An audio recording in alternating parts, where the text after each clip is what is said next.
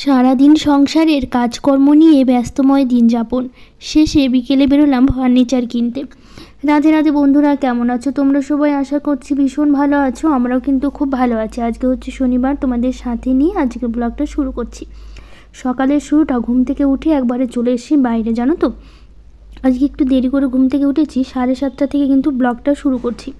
তো যেহেতু অনেকটা বেলাও হয়ে গেছে আর রৌদ্রটা মোটামুটি উঠেছে একটু একটু বলতে পারো, তো ভাবলাম বাইরে গিয়ে আগে গাছে জল দিই, তারপরে বাড়ির সব কাজ করব।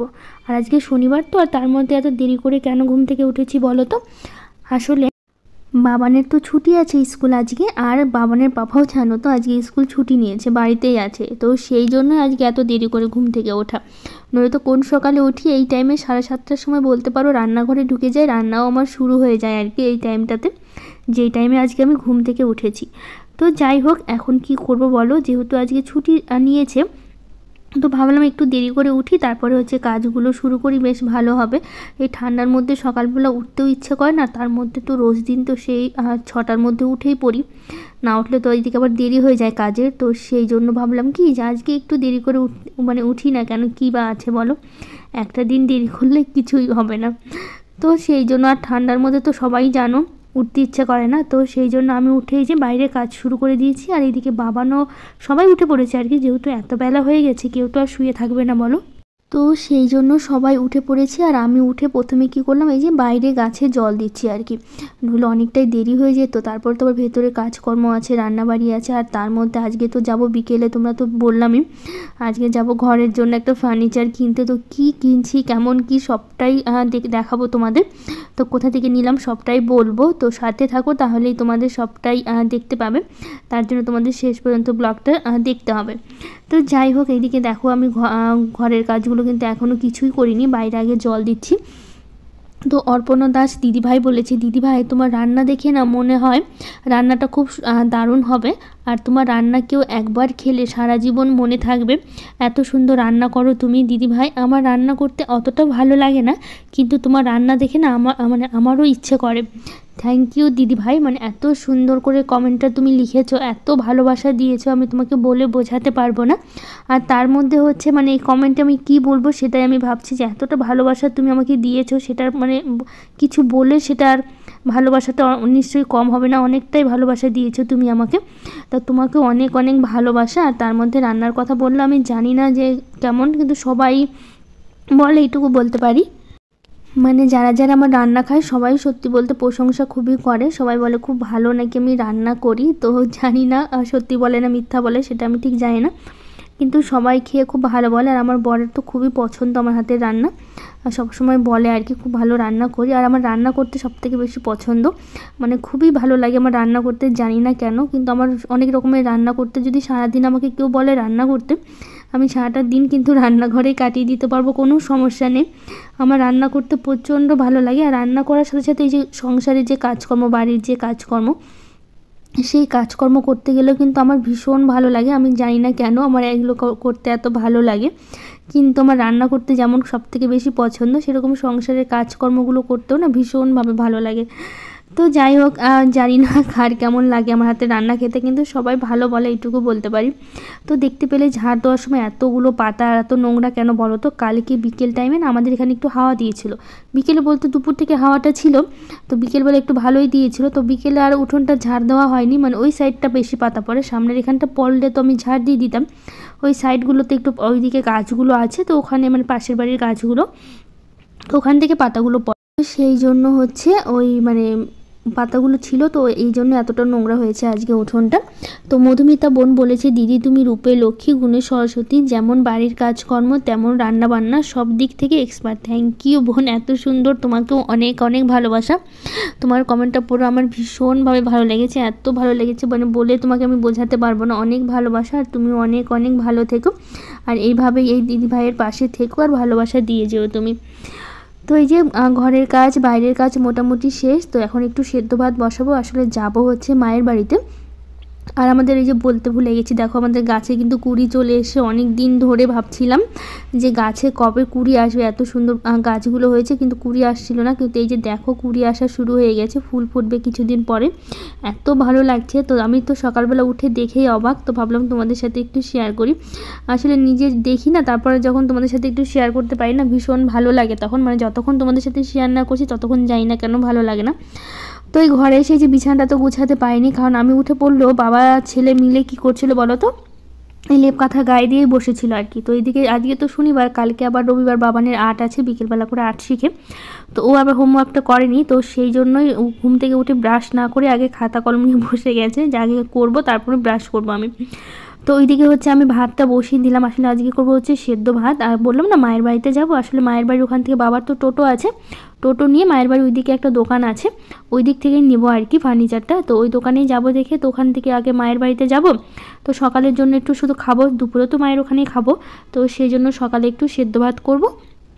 তো সেই জন্য সেদ্ধ ভাতটা বসিয়ে ভাবলাম ঘরের কাজগুলো করি, তাহলে একসাথে হয়ে যাবে। তো একটু সকাল সকাল যাবো, ওখানে গিয়ে একটু থাকাও হবে। আর তোমরা তো জানোই প্রতিদিন ব্লগেই দেখো আমি বাড়িতেই থাকি, মায়ের ওখানে গিয়ে আমার একদমই থাকা হয় না জানো তো, কত বলি একটু গিয়ে থাকি, কিন্তু এই যে সংসারের কাজকর্ম, তার মধ্যে বাবানের স্কুল, বাবানের পাপার স্কুল, এদিকে আমি চলে গেলে রান্না করে কে খাওয়াবে বাবানের পাপাকে, এই ভয়ে আর যাওয়া হয় না। মানে যাওয়া হয় ঠিকই, কিন্তু ওই গিয়ে কী করি বলো তো, 2-1 ঘন্টা থেকে বা দুপুরে গিয়ে বিকেলে, সকালে গিয়ে সন্ধ্যায়, মানে এরকম করে বাড়ি চলে আসি, রাত গিয়ে থাকা হয় না, একদমই থাকা হয় না। মানে সেই কবে যে আমি 3-4 দিন থেকেছি আমার নিজেরও মনে নেই, এত বছরে সত্যি কথা বলতে আমার লাস্ট কবে যে আমি 3-4 দিন গিয়ে মায়ের বাড়িতে থেকেছি আমার নিজেও ভুলে গেছি কবে গিয়ে থেকেছি আমি, এরকম অবস্থা আমার। আসলে কাছে হলে যাওয়া হয়, দূরে হলে হয়তো থাকা হতো গিয়ে অনেক দিন। মানে আমাদের বাড়ি থেকে 6 কিলোমিটার আর কি, মানে 6 না 7 কিলোমিটার হবে আর কি আমার মায়ের বাড়ি আর কি, তো একটু কাছে দেখে আর সেরকমভাবে গিয়ে থাকা হয়ে ওঠে না।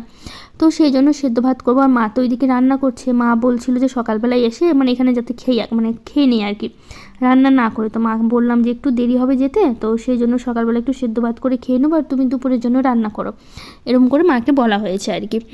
তো এদিকে বিছানার চাদরটা আজকে একটু পাল্টে নিলাম জানো তো, অনেকদিন হচ্ছিলো পাল্টানো হচ্ছিল না, তো পাল্টে নিই। আর এই যে অনেকগুলো জামা কাপড় জমেছে, গোছাবো গোছাবো করে গোছানো হচ্ছিল না, তো এখানে যতগুলো দেখতে পাচ্ছ আরও অতগুলো আছে জানো তো, সেগুলো গোছাতে হবে।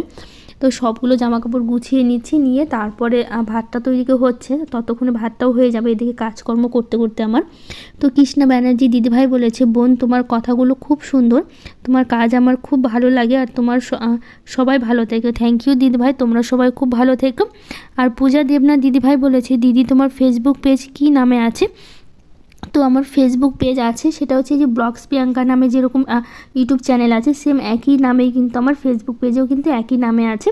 তো আমার একটা ইনস্টাগ্রাম আইডিও আছে, সেখানেও কিন্তু একই নামেই আছে আর কি, ব্লগার প্রিয়াঙ্কা নামেই আছে। তো যাই হোক, এইদিকে দেখো অনেকগুলো জামা কাপড় গুছিয়ে নিচ্ছি আমি, তো সেগুলো গুছিয়ে তারপরে হচ্ছে ওইদিকে ভাতটাও হয়ে গেছে, ভাতটা নামিয়ে নিয়েছি এর মাঝে, কারণ এগুলো করতে করতে অনেকটা সময় লাগছিলো, তো ওইদিকে ভাতটাও আমার ততক্ষণে হয়ে গেছিলো।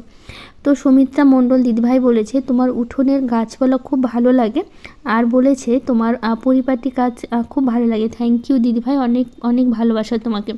তো এপি ডেলি ব্লগ থেকে বোন বলেছে, খুব ভালো লাগলো দিদিভাই, আমরা এভাবে লেপের কভার পরাই না দিদিভাই, খুব সুন্দর বানালা রোল।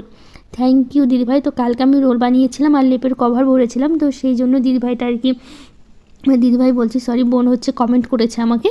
তো থ্যাংক ইউ বোন, অনেক অনেক ভালোবাসা তোমাকে। তো যাই হোক, এইদিকে দেখো ওইদিকে ঘরের কাজ সব কিছু করে, তো ওইদিকে সেদ্ধ ভাত করলাম, তো আলু সেদ্ধ দিয়েছি, পরে আবার বাবানের পাপা দেখি কয়েকটা সিম আবার বেগুনও সেদ্ধ দিয়ে দিয়েছে ভাতের মধ্যে। তো আমি ওইদিকে কাজ করতে করতে ওইগুলো মাঝখানে এসে এগুলোই করেছি আর কি। তো ভাবলাম একটু কয়েকটা বেগুন ভেজে নিই, আর এগুলো কিন্তু সবগুলো আমাদের গাছের বেগুন। তো এইদিকে আমি দেখো ভাতটাও কিন্তু আমি বেড়ে নিয়েছি, আর সেদ্ধটা মেখে নিয়েছি, আর কয়েকটা পাঁপড়ও ভেজেছিলাম সাথে, তো সেটা তো ভিডিও করা হয়নি। তো বেগুন ভাজা, পাঁপড়, আলু বেগুন সেদ্ধ, মানে খেতে যা হয়েছিল না সত্যি বলতে অসাধারণ, মানে তোমাদের বলে বোঝাতে পারবো না। তো এদিকে হচ্ছে ঘি দিয়ে দিলাম, আর হচ্ছে এইদিকে হচ্ছে বাবানের পাপা বললো কি বাইরে একটু হালকা রোদ্র উঠেছে, তো উঠোনে বসে ভাত খাই, তো ওখানে উঠোনে দিলাম। তো এইদিকে বলছে ওই আবার দুটো লঙ্কা নিয়ে এসো গাছ থেকে ছিঁড়ে, বেশ ভালো লাগবে ঝাল ঝাল, এত ঝাল লঙ্কাগুলো কি বলবো তোমাদের। তো সেই লঙ্কা দিয়ে তারপরে হচ্ছে আজকে সুন্দর করে ভাতগুলো খাওয়া হলো জানো তো। তো আরও কিছু দিদিভাই কমেন্ট করেছে, খুশবু লাইফস্টাইল, নূরজাহান খাতুন আর সোমা লাইফস্টাইল ব্লগ, সবাইকে অনেক অনেক ভালোবাসা, সবাইকে অনেক অনেক থ্যাংক ইউ। তো রান্নাবাড়ি শেষ করে খাওয়া দাওয়া তো হয়ে গেল, এখন বাসনগুলো মেজে নিলাম, তারপরে স্নান করে নিয়েছি, স্নান করে এখন পুজো দিচ্ছি। দিয়ে তো কয়েকটা কাপড় আছে, মানে এই যে বাসি কাপড়টা, যে কাপড়টা পরে রান্না করছিলাম ওগুলো একটু মানে কেচে দিয়েছি, তো ওগুলো মানে রোজ দিন তো ধুয়ে দিই, তো আজকে একটু সার্ফ দিয়ে কাচলাম, তো সেই জন্য এই চাদরটা আর এগুলো হচ্ছে কেচে দিয়েছিলাম, তো সেগুলো হচ্ছে রোদে দিয়ে দিলাম শুকোতে, তারপরে হচ্ছে বেরিয়ে পড়বো আর কি। তো ওই যে ওখানে কাপড় মেলে দিয়ে তারপরে একদম মায়ের বাড়িতে গেছি, বেরিয়ে মায়ের বাড়ি থেকে তারপর টোটো নিয়ে চলে যাচ্ছি সেই দোকানে, যে দোকান থেকে নিবো আর কি জিনিসটা। তো কী নিচ্ছি অবশ্যই, আর এদিকে টোটো চলছে, এত পরিমাণে নড়ছে, আর আমার দেখো ভিডিওটা শুধু কাঁপতেই আছে, মোবাইলটা আরও অনেকটা ভিডিও করা হয়েছিল কিন্তু ভিডিওটা নিতে পারিনি, এত কাঁপছে মোবাইলটা, মানে টোটোটা নড়ছে তো, আর সাথে সাথে মোবাইলটাও খুব কাঁপছে, তার জন্য ভিডিওটা আমি আর নিতে পারিনি। তো চলে আসলাম দোকানে, তো অনেক জিনিস ছিল, অনেক ফার্নিচারগুলো ছিল, মানে আলমারি, শোকেস, অনেক কিছুই ছিল। তো অনেক কিছু তো পছন্দ হয়েছিল, কিন্তু সবটা তো আর নেওয়া সম্ভব নয়, বাজেটের একটা ব্যাপার আছে, যেহেতু মধ্যবিত্ত সংসার, অনেকটা ভেবেচিন্তে নিতে হয় জিনিসগুলো। তো একটা ড্রেসিং টেবিল নিতে চেয়েছিলাম, তো পছন্দ হয়েছিল বেশ, কিন্তু ওই টাকার জন্য নেওয়া হলো না।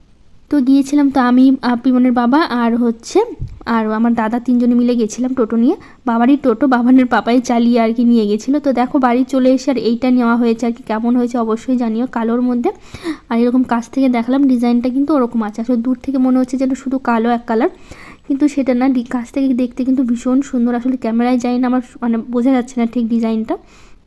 তো এইটা নেওয়া হয়েছে, তো বলছিল এটা মিনি শোকেস বলে, তো আর নেওয়া হয়েছে এই 3টে চেয়ার আর কি, 3টে চেয়ার ছিল, প্রচণ্ড অসুবিধা হতো, তার জন্য আরও 3টে চেয়ার নেওয়া হলো। তো এখানে আপাতত আবার রাখা হলো, জানি না কোথায় রাখবো, তোমরা একটু কমেন্ট করে অবশ্যই জানিও যে কোথায় রাখলে ভালো লাগবে দেখতে, আমরা নিজেরও বুঝতে পারছি না। বাবানের বাবা বলছে তো অন্য ঘরে রাখতে, এই ঘরে না রাখতে, তো তোমরা অবশ্যই জানিও যে কোন ঘরে রাখলে ভালো লাগবে, না এখানেই রেখে দেবো, অবশ্যই জানিও।